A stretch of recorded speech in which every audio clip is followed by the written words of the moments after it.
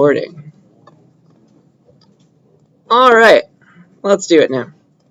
It has updated. So, we talked about nested loops last time. They repeat, they multiply work as well as try all the possibilities. I would now like to show you a very cool little example that will help you with your next lab. Let me show you how to turn your terminal into a graphing calculator.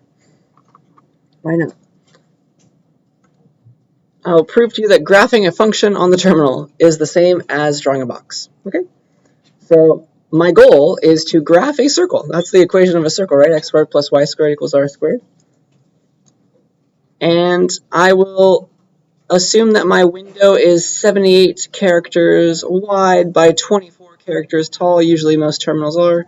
It's usually like the default size is 80 by 24 or something like that. So plenty of room. Here's the width will be 78. The height will be 24. And here's what I'm going to draw. I'm going to draw like the axes meeting. Here's like the middle. I'm going to put 0, 0 in the middle of this little box. And then I'm going to graph a circle with stars. So it's going to be like boop, boop, boop, boop. It's going to be pretty. And we're going to see that today. Won't that be cool? And I promise it's pretty much the same as drawing a box. So let's start by drawing a 78 by 24 box, because that's the start of all this. And we'll update it as necessary. And this is recording, right? It all looks different, but it seems to be happy. So Vim, what do I want to call this? I don't know. Graph.cpp? Well, definitely not that. .cpp. Then let's make this happen. So I would like to graph a 78 by 24 box. So remember that the outer loop worries about which line you're on, so we're going through 24 first, right? Going 24 times in the outer loop. Or int I equals 0, I is less than 24, I plus plus. And then in the inner loop, we're going to go through the width, because the inner loop worries about what to draw on each line. I want to draw 78 stars right now. 4, and j equals 0. J is less than 78, j plus plus. And so then I want to draw a single star each time when I'm in the inner loop and break the line when I get done with it. So this will draw a 78 by 24, 24 by 78 box of stars.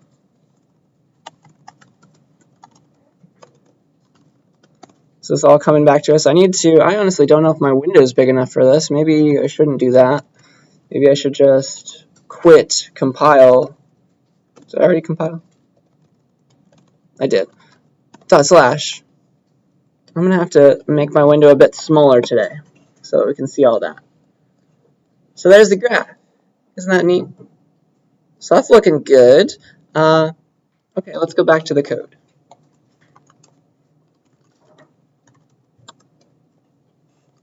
Maybe here, I'll do this. I'll open up 2 terminals. One can be for the code and large, the other can be just to show the output. That's how we'll have to do it today, I think.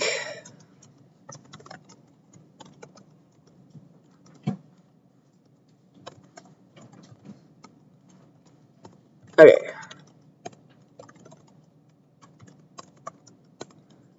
Cool. So that's the start of it. Now, I would like to pretend that these are my x and y coordinates. So I is worrying about which line we're on, right? That's kind of like y. So let's change I to y. Does that make sense?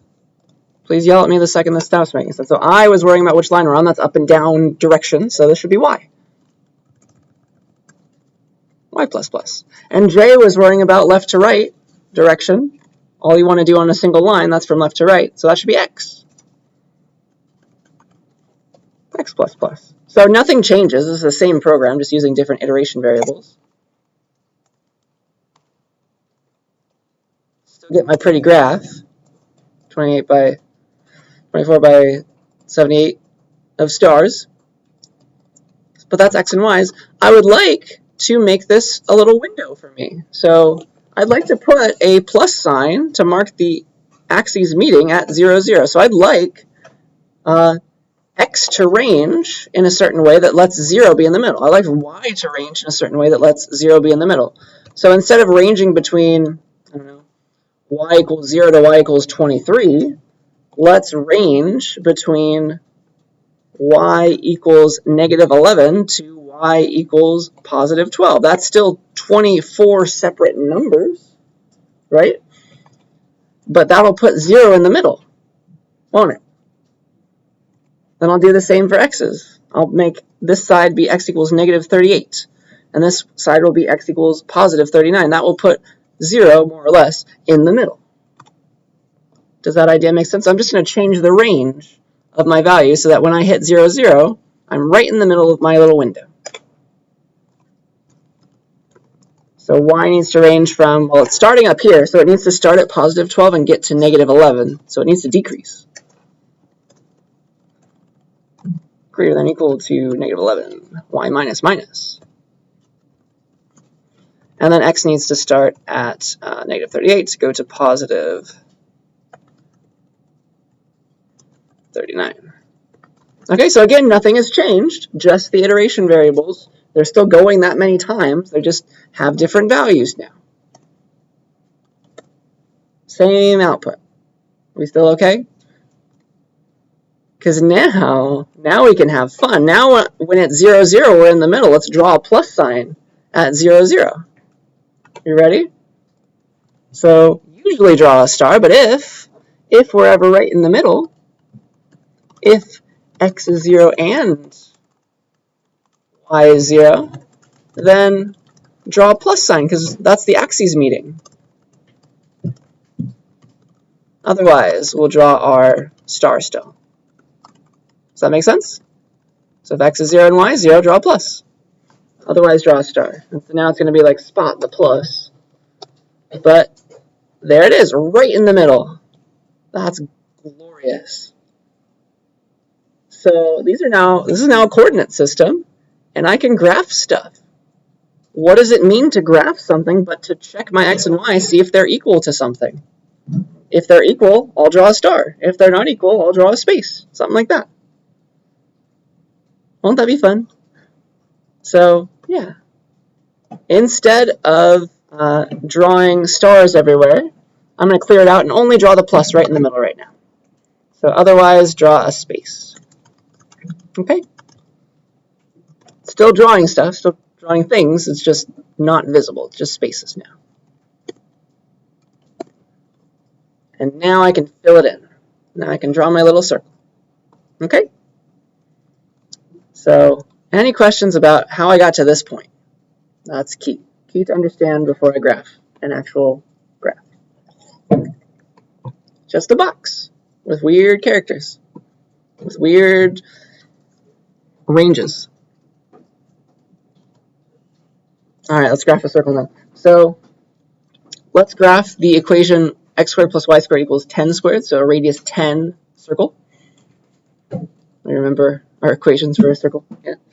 So the idea is we want to graph this on the terminal, right? So we need to figure out which coordinates are part of that circle. Because we got our little screen, and we're ranging between a bunch of x and y values. Like, okay, this one's on the graph, this one's on the graph. You just keep checking. Is this one on the graph? Sure, plot it. Is this one on the graph? Okay, plot it. This one. How about this one? How about this one? How about this one? So that's what we'll do. We'll just check, because we're ranging through every possible x, y coordinate. That's what a nested loop does for us. It ranges between every possible x and y value between these ranges, including 0, 0. We'll just check if the current x, y coordinate is on the graph, if x squared plus y squared is equal to 10 squared. If so, we'll print a star. Otherwise, we'll print the space or the plus. Yeah? That is the goal. We do have to do it a little bit differently because the places on the graph are not exact. So like, here's, I don't know, the best way to draw this. But I think you can imagine that, oh, come on. When, like, when y is 0, it's going to be like this. This is point 10, this is point negative 10, this is point 10, this is point negative 10. All of those are on the graph, right? Negative 10, 0, 10, 0, 10, 0, 10, 0, negative 10. Those are all points on the circle for this particular circle. But the ones over here, like, I don't know, x equals 1, is going to have a really weird y value. It's going to be not exactly a whole number. Does that make sense? Not exactly a whole number. So because we're ranging between x, y coordinates that are whole numbers, we kind of want to like shift this down somewhere or up somewhere to the closest place on the graph that we can actually plot. So like this coordinate is going to look weird, like because we want to graph all these, and these are not exact whole numbers. Maybe on the axes they are, but like whatever this is, that's not a whole number x coordinate or a y coordinate, right? So we kind of want to force it to go to the closest one because we're only considering the positive, or we're only considering integer x and y coordinates. So here is the idea. The first thing we'll do is we'll change this equation around a little bit. It'll make more sense in a second. We want to graph it in terms of x. Okay, so we're going to solve for y. So x squared plus y squared equals 10 squared. Let us solve for y. So if you do that, you like bring x to the other side, and then you take the square root. So y is equal to plus or minus the square root of 10 squared minus x squared. So it's the same equation, it's just you got 2 now, and this is going to be easier for us to graph. So here's the idea. Here is our program. We will plot. We will say xy, our current xy coordinate that we're ranging through, needs to be plotted. We'll determine that it's on the graph if plotted if y, my current y coordinate, is equal to, let's do the positive version of this right now. That's y equal to the square root of 10 squared minus x squared, so that's 100 minus x times x in code. And then the issue is this will probably never be exact because square roots are not always whole numbers. So let's just let's put that to the closest x, or the closest y. So let's round this. Round the square root. Okay? So for a given x value, let's find the closest y value that it corresponds to on the graph. Does that make sense? Because it's never going to be exact. Silly decimal issues keep us from doing the original way. But this will give us, for each x value, like, all right, x is 1, what's the closest y value that's on the graph? We just compute this side. Does that make sense to us? That's something we have to do because we're using whole numbers. So, and that's only half the graph. That's only the top part. We'll do the bottom part too. So the idea is that we need to squish the decimals onto integer coordinates. So it's not exact anymore. You do squish. Because a square root never usually gives you a whole number back. You need to squish decimal values onto integer coordinates.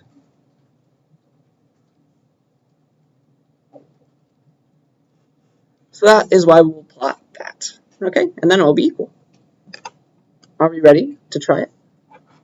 Graph these two equations. There's really two of them. It's got the positive version and the negative version. So, yeah, if y is equal to, I need CMath, right? CMath for round, y is equal to the rounded version of square root of 100 minus x squared. If that's true, this point is on our graph, and we should plot it. We should print a star. Otherwise, maybe it's the axes meeting. We'll print that. Otherwise, if it's none of those, it's just empty space. It's not on the graph. It's not part of the graph. It's not the axes, so space. Okay? Any questions about this bit? This will tell us if it's on the graph. Okay, so for every whole integer coordinate x, there will be exactly one integer coordinate y that it corresponds to on the graph. It'll always round it to the closest one. And so we'll have a whole number pair of coordinates for each x value. It'll be beautiful. Yay! Isn't that nice? That's the first half of a circle. It's a bit squished because if you look closely, every character on the terminal is a whole lot taller than it is wide. So you could account for that by letting your axes for x range twice or a lot more slowly, maybe between 0.5s and things, half as fast. But that's good enough for me. Any questions on why this does that?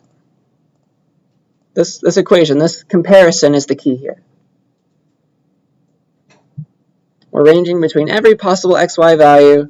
This is going to compute for a given x value, like if x is 1, what y should be for it to be on the graph, and eventually y will be that, because we're ranging over them all.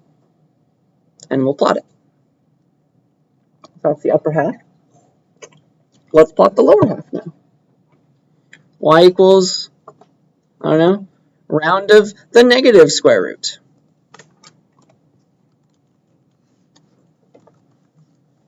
So else if that was the top half, that's now the bottom half.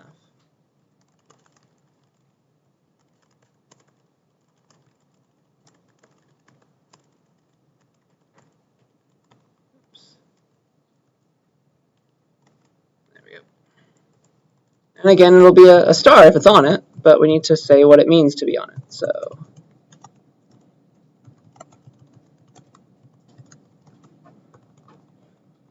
this is the negative half.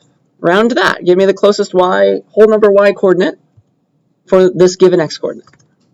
Plot it if it's there. And that is a circle. That is gorgeous. So for every x coordinate, there's one y coordinate that corresponds. We shrunk down or moved up the corresponding y coordinate. Like these two are right next to each other. That's not how it is on a real circle, but we're working with integers. We had to round up and down so that we had a coordinate for every x coordinate, one y coordinate to graph on. Okay? That's why it looks a bit squished or spread out down here, because this is a single x coordinate, y coordinate, all that. Okay? And then there's the other half of the graph. So are there any questions on why this graph's a circle?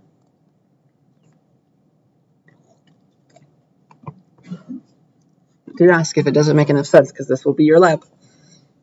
You'll be graphing stuff. All right, are we good to move on? Back we go. I only need a single terminal now. Yay. Okay, very cool. So that's the end of the loop slides. You now know loops. Now I want to talk about a different kind of thing. Arrays and vectors. New concept. So let's get right on into it. Let me kind of motivate this to you. Arrays and vectors, they're just words right now. They'll make sense in a little bit. But both of these things are able to hold other things, hold lots of other things. They're all about holding stuff, many things at once, okay? So I just want to say right now that unless you're doing really low-level stuff, like you're working in an embedded environment, like a really tiny device going inside of like a pacemaker or something, who knows? Or if you're doing multidimensional stuff, like you're trying to make matrices or 3D things, like 3D coordinates of numbers, a 2D array of them, it's much better to always use vectors. I will try and convince you of that slowly but surely, but just if you ever need to hold a bunch of stuff, try to reach for a vector before you reach for an array. There are some things that arrays are good for. For this class, it's mostly always the case that a vector is best. So yeah, right now we know how to put stuff in variables. We make little boxes, yeah? I taught you about strings. Those hold a bunch of characters, but arrays and vectors are generalizations of that.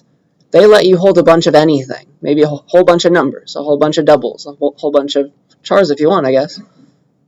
But this is what we're going to get at, the ability to put a bunch of things all in one place right after each other. Okay? So let's start with arrays, because vectors are built on top of them, and I want you to understand them first, even though I'm telling you that vectors are much better. Okay? Here's the idea. Let me motivate it to you. Why would you want to hold a bunch of stuff of a different type? So, holding lots of stuff of the same type. Let's say, here's our problem statement. We need to write a program that does this. Let's ask the user for 50 numbers, and then we're going to print them all back out in order. So we have to hold on to them until after the user's done typing them all, right? Or maybe we print them back in reverse order, or something cool like that, along with their sum, whatever we want. Here is what we would do right now, using our current knowledge. We would make 50 int variables, right? And then we'd cin into all of them. And that would be disgusting, right? Do we see the problem? 50 int variables. Read into each one of them. That would be so much typing. That would be so painful. So we do not like that. We would like to have some other way of holding on to a bunch of stuff, preferably with just a single name. Enter arrays. All right? So an array is a variable that has just one name that holds a bunch of things of the same type. And each of them is directly accessible, which means you can index into this array. All right? Each item in an array is called an element, and directly accessible means we can index. Just like the .at for strings, we can use these brackets for arrays. And I'll show you what that means, okay? So if you say this line in code, int r, then an open bracket, then a 7, close bracket, semicolon, this makes an array of 7 ints, okay? That's how you read this. This line says that r is an array of 7 ints. All right, and here's what it looks like in memory. It's got one name, but it's got 7 things. 1, 2, 3, 4, 5, 6, 7. Okay, and they're all directly accessible. They have indices, 0, 1, 2, just like for string, 3, 4, 5, 6. Those are your indices that you get in a size 7 array. Go into each one of them. Right now, they're all set to garbage. We gave no values. So they're all question marks. And so that's what it looks like. And you can put an int in each box, in each index. Because it's an array of ints. You could make an array of doubles, an array of strings, whatever type you need. You can have an array of arrays. That's a multi-dimensional array. So yeah, let's keep going. Declaring and initializing arrays. So here's how you do it. If you would like to make an array, you have to say its type, just like you're making a variable, just a single variable of that type, so like int, double. Then you give the name of the array, and then you give some brackets, and you give the size of the array, so like 7, 42, a million, whatever you need. That is the style. So like from the previous slide, I want an array of ints called r that's got 3 ints, please. Okay? And that'll make r in memory. It's got 3 boxes. They're all set to garbage. If you want to set those values, you can use these brackets operation. Okay, this bracket operator. You just put brackets around the name, and then on the left side you say, all right, array name at this index I, please set it to 42. So I could say r of 0, please become 1. That will set this to 1. Now it's not garbage anymore. Okay? This is called indexing into the array. This indexes into r and sets the value.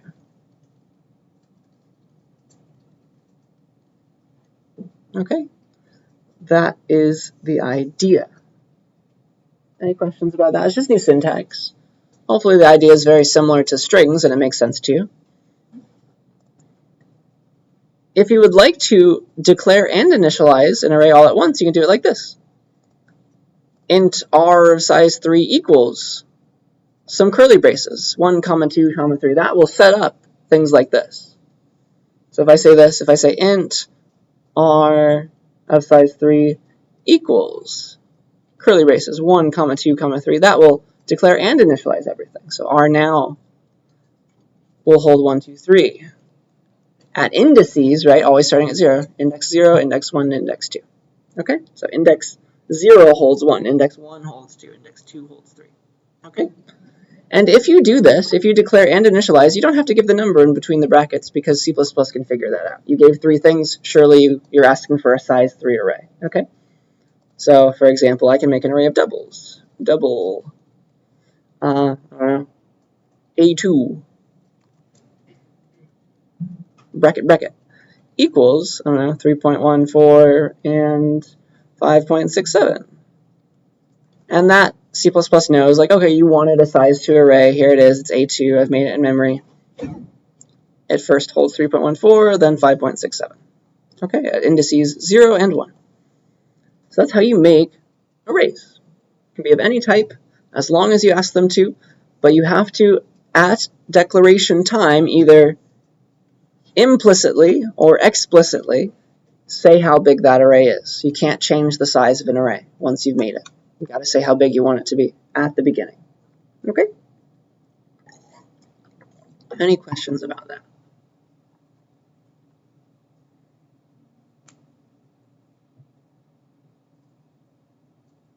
All right, I think we're good. So let's see, how do I want to do this? I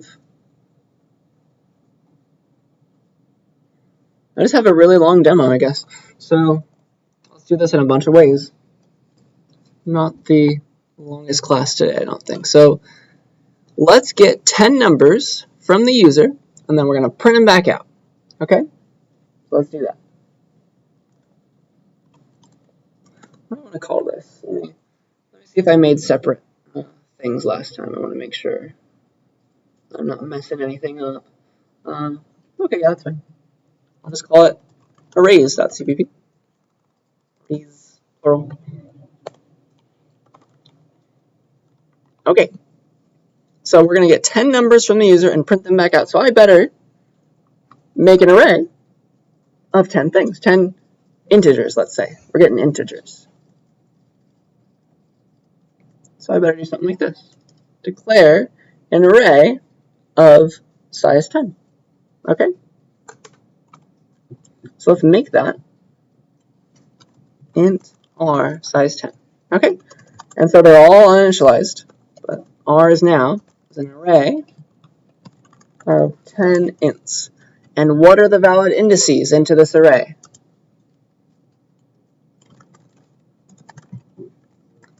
10 index. Yeah, can I access index 10, index 11, index -1? What's the starting valid index? What's the last one? Good. Yeah, so the valid indices are 0 through 9, inclusive. Maybe I'll draw a little dash there. So, yeah, just make sure not to go outside of that, otherwise weird stuff happens. And I'll show you that in a second. But we need to get 10 numbers from the user now and fill in the array, because right now it's holding garbage. So here's my R. Let me attempt to draw an array of exactly 10 things. 1, 2, 3, 4, 5, 6, 7, 8, 9, 10. And so the valid indices are 0, 1, 2, 3, 4, 5, 6, 7, 8, and 9. And they're all set to question marks right now. Okay? So let's fill in this array by getting a number one at a time from the user. So repeatedly, I want to be like this. Hey user, enter the next element. Yeah? And then we're going to get that next element.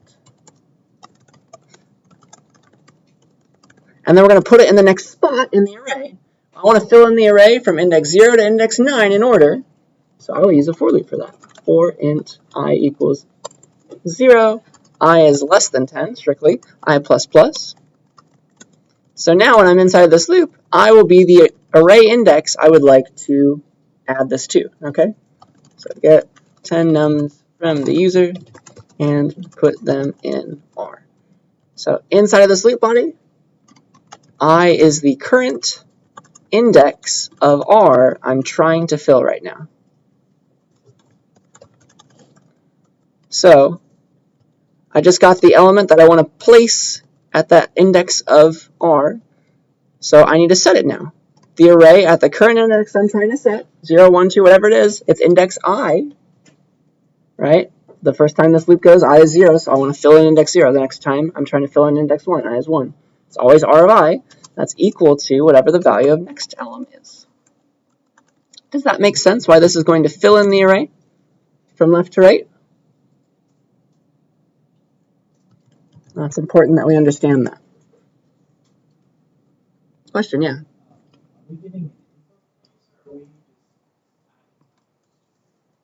No, we are getting input. We're using cin. So we're asking the user. We're doing this for loop's going to go 10 times, right, from 0 to 9. So we are 10 times asking the user for a new number, and we're putting that number into the array. Yeah. Any other questions? All right, so once this loop is done, we've got stuff in every index of R. Now, we'll print them out. Let's print them all back out on the line. So I'm going to go through every index from left to right in the array again. I'll just copy this loop, right? Do the same thing. For int I equals 0, I is less than 10, I plus plus. I would like to see out the current index that I'm looking at, R of I. Yeah, starts at 0, so I'll print out R of 0 first, then R of 1, then R of 2. Let's put them all in the same line, so I'll space separate them. And then finally, once it's done printing them all, I'll break the line. Okay, so that looks like a nice 2 loops, and they'll do what I want. So at the very start, we made that array, size 10 of ints. Then here's us filling them. Get them all and print them back out. So let's start here. Shoot.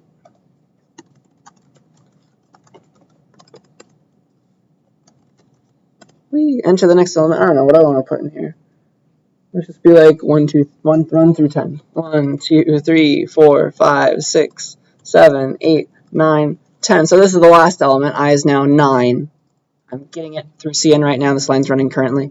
When I press enter, it'll set that into the array. And now the array will hold all those 10 elements from 1 to 10, because that's what I typed in order.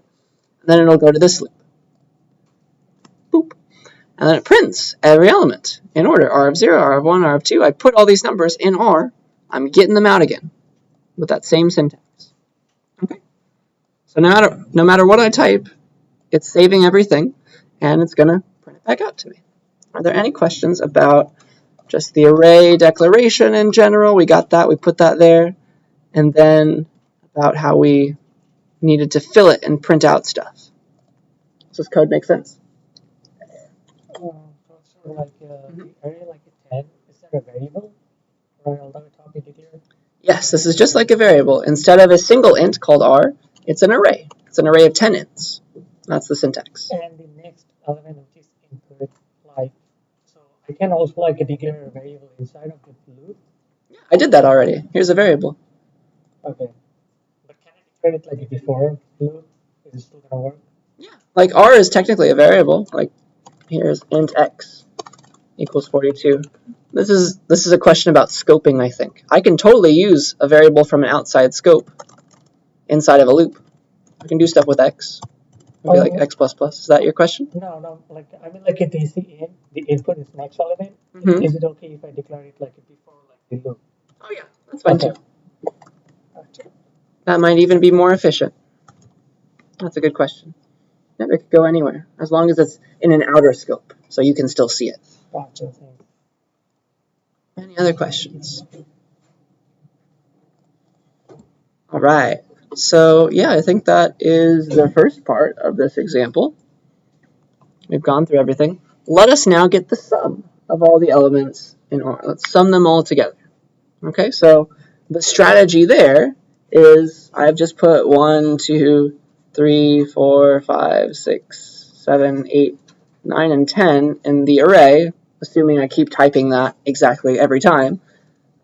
Let's sum them all together. And the strategy is, remember, just like summing all the numbers in a loop, we're now summing all the elements of an array. Let's make a sum variable. Start it at 0 and then repeatedly add in the 1. Now it's 1. Add in the 2. Now it's 3. Add in the 3. Now it's 6. Dot, dot, dot. Add them all in. 4, 5, 6, 7, 8, 9, 10, all of them. Once they get in there, the sum will have the correct sum of everybody, right? Because I visited every element. So that is going to be a loop, just like we've done before, but this time we're going to access indices of R. So let's get the sum. So this was print out all the elements. Oops. And now let's sum all the elements. And so here I need a sum variable to start out at 0. And then let's loop through every valid index of the array again. Let's do, I don't know, let's use j instead of I this time. Why not? into j equals 0. J is less than 10. J plus plus. And because because plus is commutative, technically I could go through this array in any order. I could go from index 9 down to 0 just as easily as I can go from index 0 up to 9. Doesn't matter which order I add them in, as long as I visit them all and put them into the sum. Okay? So yeah, sum plus equals r of j. That's really it. J will get a chance being 0, 1, 2, all the way to 9. This line will run 10 times, and it will put each corresponding element into, it'll add that into the current value of sum. And so once this is done, it's visited every element, and we have the sum of the entire array in that sum variable. That's pretty cool.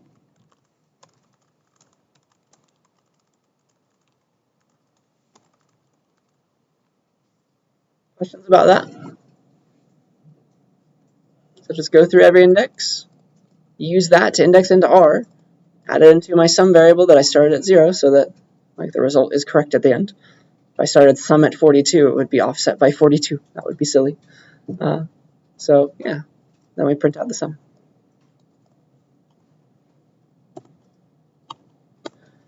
One, 2, 3, 4, 5, 6, 7, 8, 9, 10. So the sum is apparently 55, and that should be correct, right? It's going to be 11 times 10 over 2, so 11 times 5 is 55. So that is the sum of the numbers between 1 and 10. And of course, you could have entered anything. As many elements as you want. Like I could enter, I don't know, what do I want to do? I could enter like 5 each time, 10 times. And so surely the sum is 50. It's all 5s. Okay? Does that make sense to us? Oh yeah, do whatever you want. We could find the average. The average is actually really easy to calculate, isn't it? C out average. We've already got the sum. What is the average? But yeah, static cast double of something, because I'm about to divide and I don't want to do integer division, so maybe we'll make the sum a double, and then we'll divide that by 10, right? Alternatively, I could divide it by 10.0. So yeah, because we've counted up everybody, it's very quick to get the average. Great question. 1, 2, 3, 4, 5, 6, 7, 8, 9, 10. The average should be 5, right? No, 5.5. This is in the middle of 5 and 6. Okay. Yeah, so that's really nice. Immediately we have that. Any other questions? Okay. Yeah, the last thing I want to do is get the minimum. Let's get the minimum value. And so, I don't know, how do I want to explain this to you? It's going to be very similar to getting the sum, but I want to make it clear that the minimum in this array could be anywhere, because I'm filling it with the user's numbers. It's not always the case that the first number the user enters is the minimum, right? Maybe they typed 1, 2, negative 3, and the minimum's here now. Does that make sense? So I am forced to check every index of the array because the minimum could be in any of them. Like maybe it's at the end. Maybe this is negative 10 instead of positive 10. Okay? So at the beginning, maybe it's the minimum is 1, but I could make this negative 3 or something. So that's the first idea. So I must check every index. Must check every index because the minimum could be in any of them. Min could be anywhere. I hope that makes enough sense. And then here's the strategy. This will always work. So it's always like a guess and a check strategy. Like you make a guess at the very beginning that the 0th element really is the minimum. Okay? It may be, it may not be. So this is just the algorithm. It'll always work. So you make a guess. Just guess that your first element, your 0th element, is the real minimum. Guess that the 0th element is the min.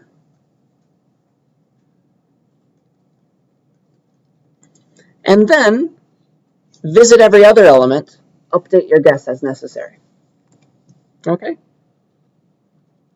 Update. Oops. Update the guess as necessary. Okay, so for this particular array, you start your guess for the min at 1, and it really does stay 1, because you look at this one, the 2, the 3, the 4, the 5, they're all bigger. You're never going to update your guess, so the real minimum is 1 by the time you see everybody and you get to the end of the array, yeah? But if this was -3, you'll look at 2, be like, all right, my 1's still okay, it's still the smallest. But then you see -3, and like, oh, that's a smaller element, so my guess for the minimum should change now to be -3, given what I've seen so far. Does that idea make sense? You go through the rest of the array after making your guess, and you update your guess, because maybe your guess was wrong. And then you'll visit every other element and notice that, okay, they're all bigger than -3, so I'm good. After you've let every element have a chance to compare with the current guess for the minimum, your guess is the correct answer. Does that idea make sense to us? You've given them all a shot. You've found the smallest one. You've kept replacing this min variable with the smallest thing you've seen so far. And once you've seen everything, you've found the smallest thing. It would have gotten replaced if you found something smaller. Does that logic make sense in our minds? It's something that I'm just very used to, so I want to make sure it still is logical to you, who's just hearing about it. Does the logic make enough sense? Everybody gets a chance. So maybe at the very end, like it's -10, then, all right, we update 1 to -3 because this one's smaller. Then we see 4, 5, 6, 7, 8, 9. They're all bigger than my current guess for the minimum. But then I see -10. I'm like, oh, okay, that one's smaller. That's a better guess. And so once I've seen everybody, the true minimum is in the min variable. The smallest element wins out if I keep comparing. Okay. That is the idea. So let's implement this. Let's get the min element.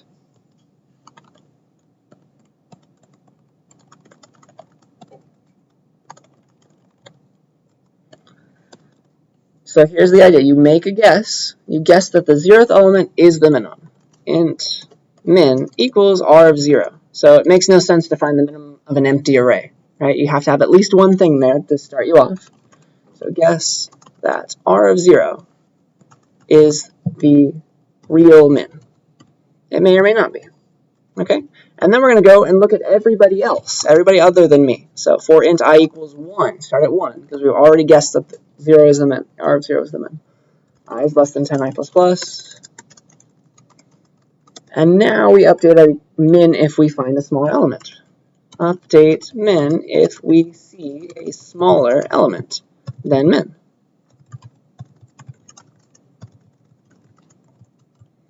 So if the current thing I'm looking at, if r of I is smaller than my current guess for what the minimum should be, then my current guess for the minimum was wrong. This is a smaller element. This should be a better guess. Min is equal to, let's set it now, to whatever r of I is. I found that it's smaller. R of I is smaller. It's a better guess for the min. Okay. And if you do this and you visit everybody, the smallest thing will win out, right?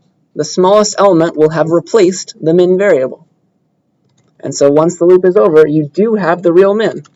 After we visit every element, min holds the true minimum element in R. Okay. See how min.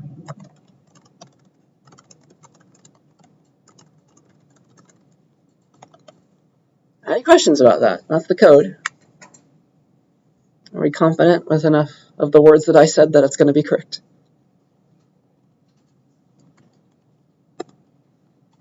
So let's fill it in from 1 to 10. 1, 2, 3, 4, 5, 6, 7, 8, 9, and 10. The min is still 1, right? Because that was the first thing. That was my original guess for what the minimum should be, and I never updated it because I never found anything smaller. If I do 1 to -3, 4, 5, 6, 7, 8, 9, 10, then the min will be -3. We first guessed that 1 is the min, But once we see -3, we update the min with -3, because that was smaller than my current guess for the minimum. And then it stays that guess for the rest of the array. Min is -3. Finally, if I do 1, 2, -3, 4, 5, 6, 7, 8, 9, -10, the min will be -10. It starts out being 1, my guess is 1, and I update it to -3, and then finally I see that -10 is even smaller than my current guess, which is -3 now. -10 is smaller than -3, so that should be a better guess. Let's save that one. And then once I've visited everybody, I do have the real min in my min variable. I have -10. Any questions about that now that we've seen it in action? That's the algorithm, that's the strategy.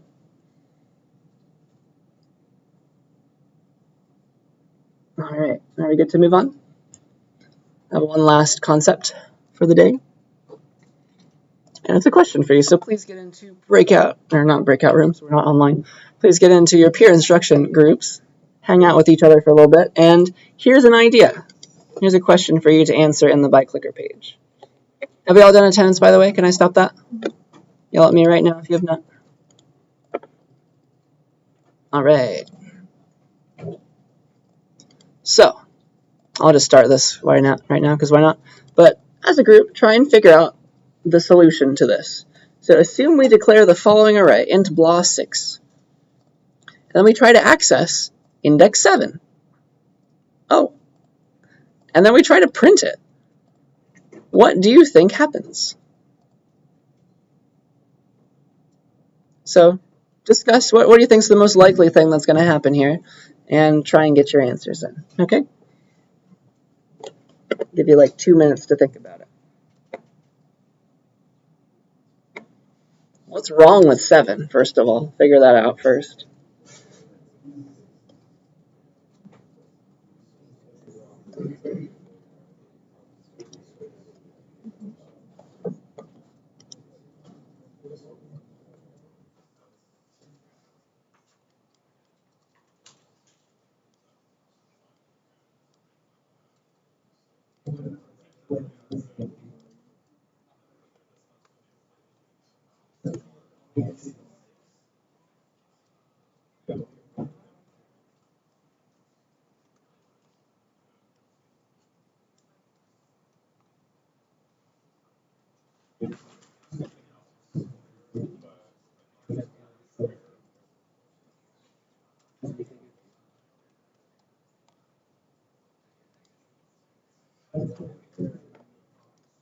Take another minute to debate.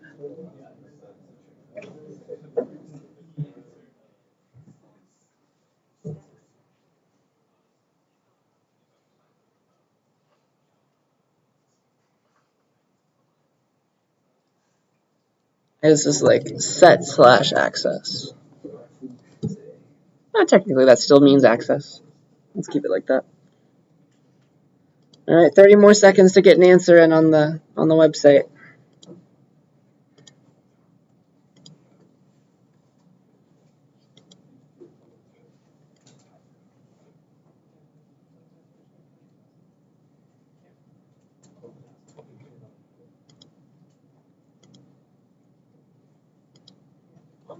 Mm-hmm. 10, 9, 8, 7. All right, have we got an answer in?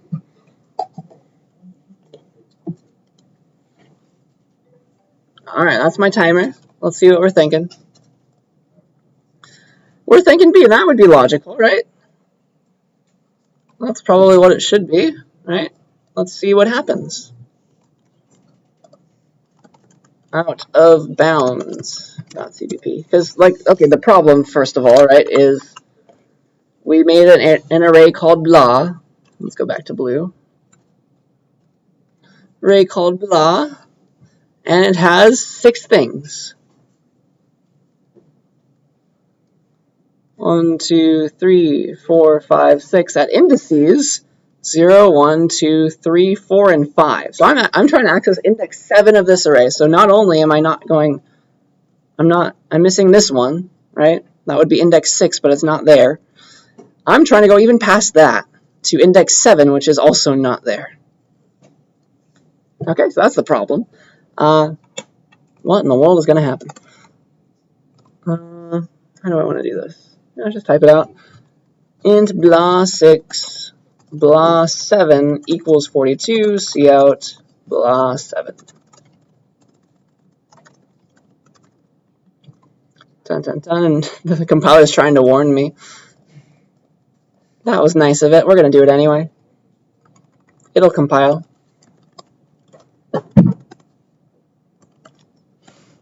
Woo! Stack smashing detected. Terminated. So, first of all, it printed 42, and then it had a runtime error. So good job. Technically, yes, it does have a runtime error now, but let me show you something else. Let me make some other arrays. Char C of 42, double D of size 42. I'm doing this for a reason. Now main has a lot of memory that it holds for its own. Okay? It's got a few arrays. I'm using one in the wrong way.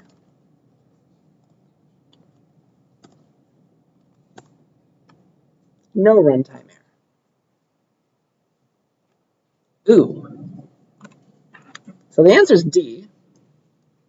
And let's talk about why. All this is, once we learn about how, like, you're going to have to probably wait until CSCI 45 for this, but over here, this is just memory. This is just memory. We'll probably get into this when we talk about pointers later in the class. This is memory, somebody's memory. It's not blah's memory, though. It's probably still your program's memory. Memory that does not belong to blah.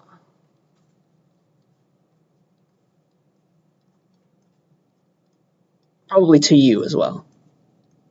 Okay, this is memory that does not belong to you. And sometimes you're going to get a runtime error because you mess up something that main really needed because it didn't know how to return. I messed up its return value, its return location. That's what stack smashing means. Gave me a runtime error. But if I have a lot of memory that belongs to main, blah of 7 is probably, like this memory might be where the array C starts. This might be where this array starts. It might be in the middle of the D array. This is main's memory. It's just somebody else's memory, really. This isn't blah. This is probably, well, it definitely is now because I did this. It's either like one of D's indices or one of C's indices. I just messed with somebody else's array, not blah's array. Okay? Because just memory is arranged kind of in order like that. This is somebody else's memory. And I wrote to it. And it worked.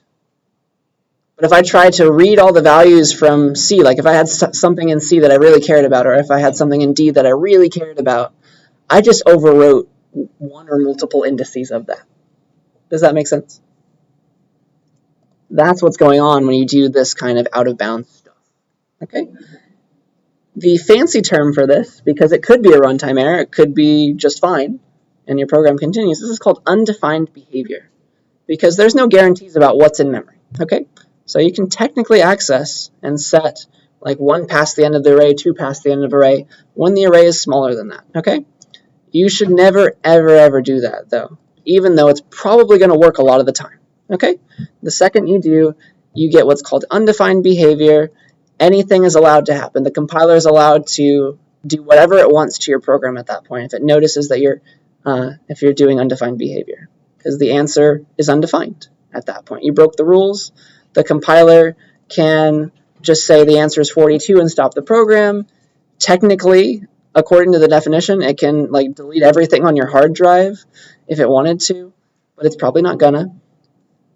This is undefined behavior.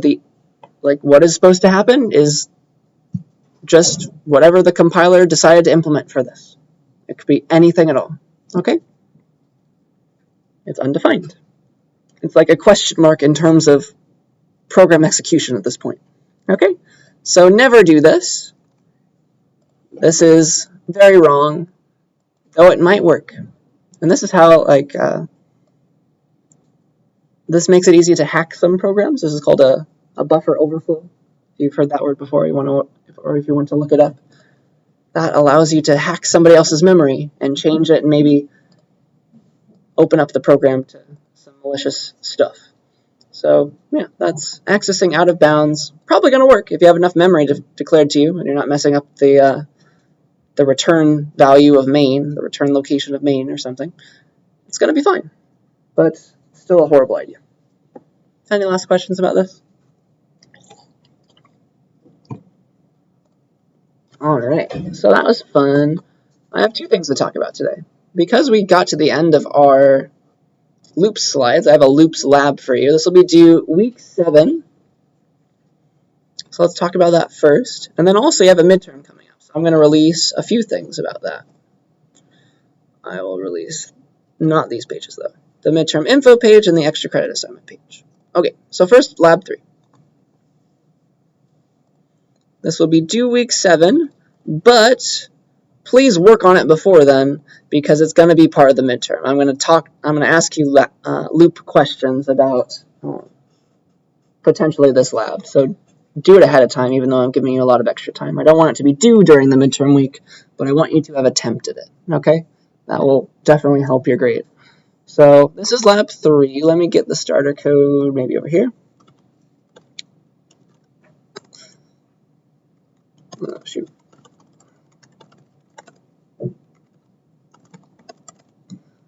So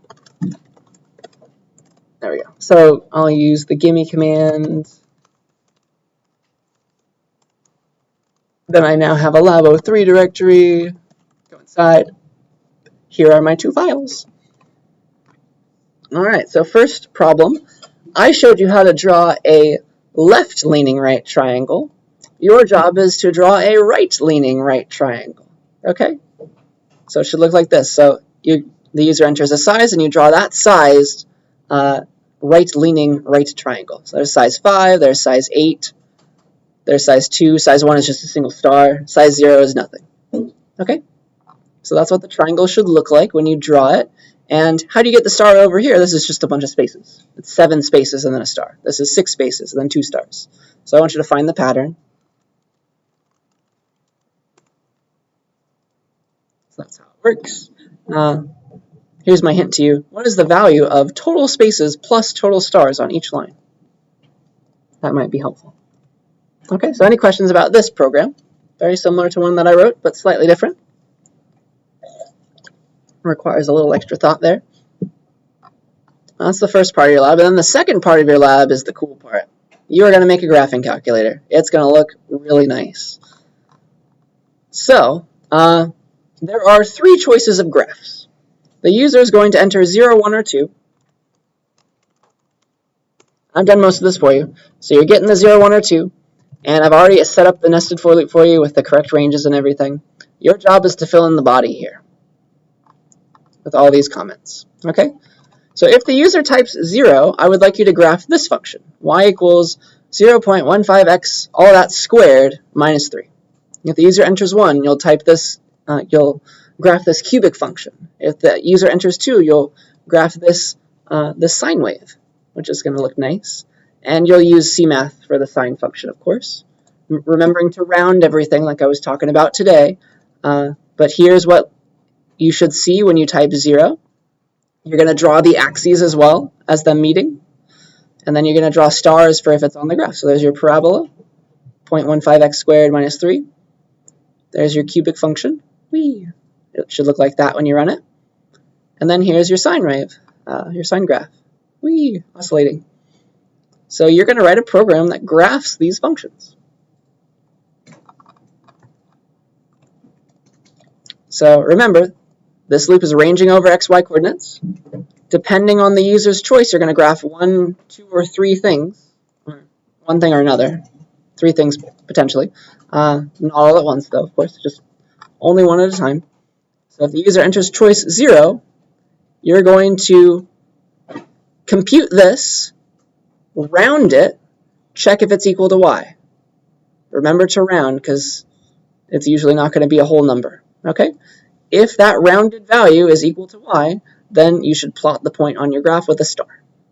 Okay? So yeah, if it's on the graph for your particular choice, print a star character. and then keep on going to the next loop iteration. Otherwise, if it's not on the graph, you need to print either the horizontal axis, the vertical axis, or them meeting. The meeting part gets more precedence, so you're going to have to worry about the order of these. But yeah, if x is 0, you want the vertical axis. If y is just 0, then you want a horizontal axis because you're along that. And then if x and y are both 0, the axes are crossing, and you should do a little plus sign because that's cute. And then if nothing is true, then you need to print a space, right? Because we need to keep going to the next coordinate, to the next coordinate, to the next coordinate. So there are spaces everywhere you don't see anything right now on this graph, just like there were in my original example. Okay? So it's going to be a few if statements. I've given you the whole setup. You just have to pick the right if-else's, and the conditions, and the printing. Okay? So that is the idea. You're printing a single character in this innermost body, and then after you're done with a single row, you have to print a new line out here after the first loop is over. The inner loop is over. Okay? So just print a single character each time you're in this loop body, because that will advance it to the next coordinate for the next iteration. Okay? Any questions about this? Definitely read the comments. Should be helpful. But a lot of my students find this to be one of the most satisfying labs because you get to do something that looks really cool, that makes sense to you.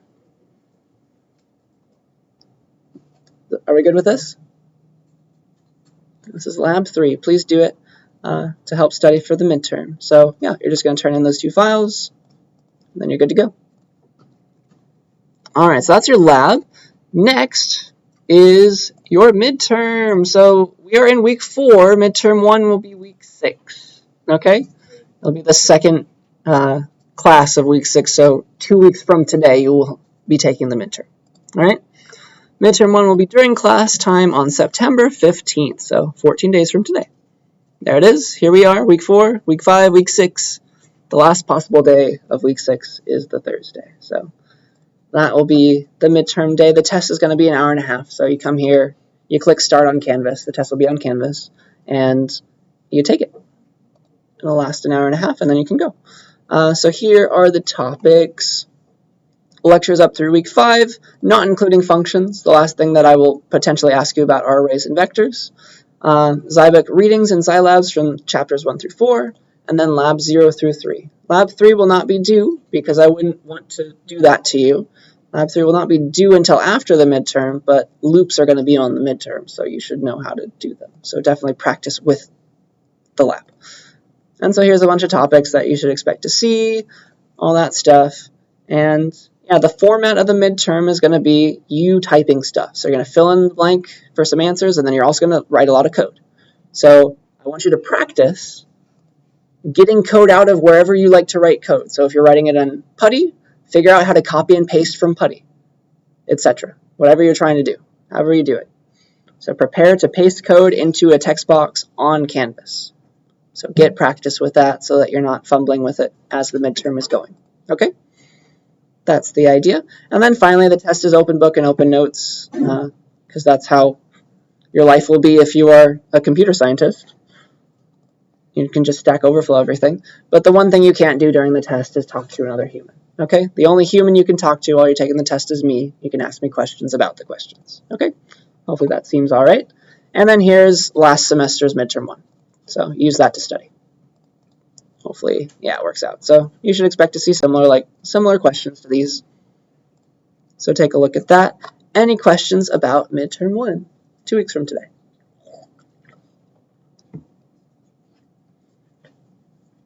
Okay. Final thing. With every test, I like to give extra credit. So here is an extra credit assignment that actually forces you to study for the midterm. So this will work out. My normal extensions to assignments do not apply to extra credit. The due date is the day before the exam at midnight, at 11:59. So turn this in by September 14th at 11:59 p.m. I'm not extending it for anybody. Okay? So here's the assignment. It's worth up to 2.5% extra credit on top of your final grade. All right? No late submissions allowed. So here's what I want you to do. I would like you to make a review video. Record yourself. Record your screen.